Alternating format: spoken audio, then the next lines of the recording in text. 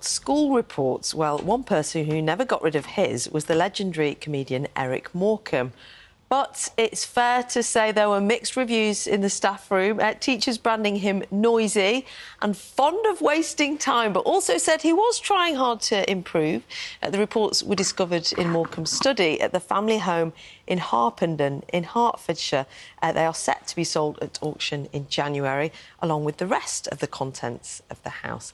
Jim Spencer is the director of Rare Book Auctions, who catalogued the collection and joins us now. Morning to you.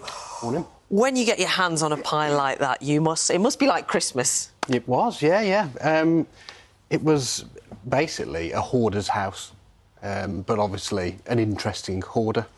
And not only did his wife keep everything over the years, his mother did as well before his fame. So obviously you've got the school reports where he's not applying himself. But there is a little nod from one teacher who says he's got a flair for entertaining in the song and dance style. So, you know, there was a hint of the greatness that would come, but, yeah. It doesn't come as a massive surprise that he's what might be now called a spirited child in the classroom.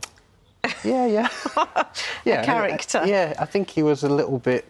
I think he had potential academically, but he just didn't really apply himself. But obviously his interests and talents lay elsewhere. And then once he started sort of appearing on stage as a boy, you know, he doesn't even turn up for exams, according to the school reports. You know, he misses a lot of the exams. So, thankfully, you know, it worked out well for him. It turned out all right in the end, didn't it? Yeah. When you're looking at objects like this, how do you know where to price them? Because on the one hand, it's quite niche, but on the other, he is a legend. He is, yeah. That's the hardest part of the job, to be honest. And when I went into the house, it was just a time warp. Everything was frozen. From really the day he died, nothing moved, so everything on the mantelpiece and everything was just there. But like I say, he was a hoarder, so if you opened up a drawer or a cupboard, it would just be spilling out paper. And, I mean, even, like, shopping receipts, stuff that most people would throw away, very ephemeral stuff.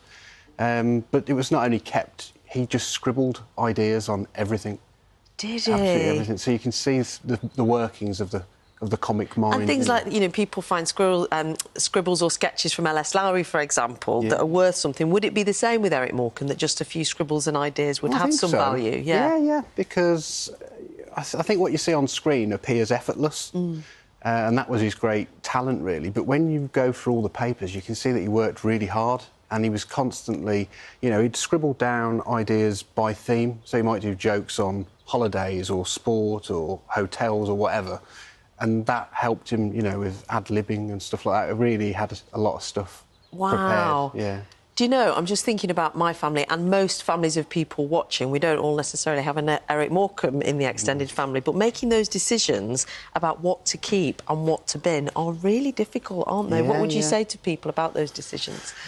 Well, I mean, I wouldn't encourage them to keep all their old shopping receipts and, you know, bits of paper, unless their dad is Eric Morecambe, to be honest. But yeah, I think a lot of stuff that you could easily overlook, if you think of posterity, it might become interesting further down the line. And that kind of stuff, ephemera, you know, it doesn't survive usually. So it's quite a rare opportunity to get this stuff.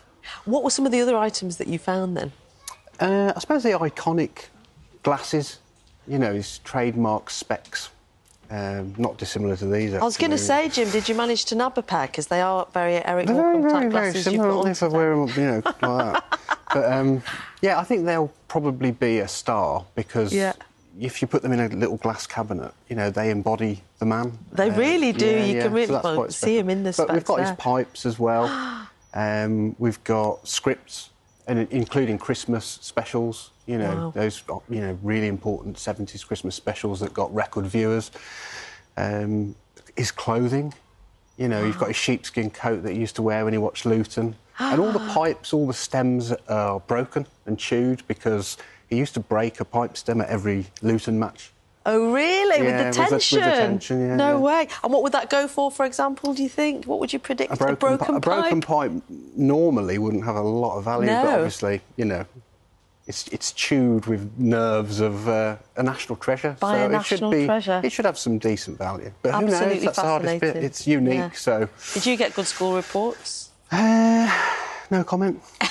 We've asked our viewers. Dennis from Newcastle says, Dennis has heard that hard work never killed anyone, but he's not prepared to risk it. Hope it turned out well, Dennis. Linda says, my brother's teacher said the only thing bright about him was his smile. Well, it's important to have a bright smile. And Philip said, one of my sons got a report that said he could get tired from pushing a pencil. Brutal. Harsh, yeah. Brutal. But nobody talks about their good school reports. No. I think mine said I was spirited, Jim. Thank you for joining us this morning. Really interesting insight. And that is it from Breakfast. We're back tomorrow, as ever, from 6. Enjoy the rest of your Sunday. Bye-bye.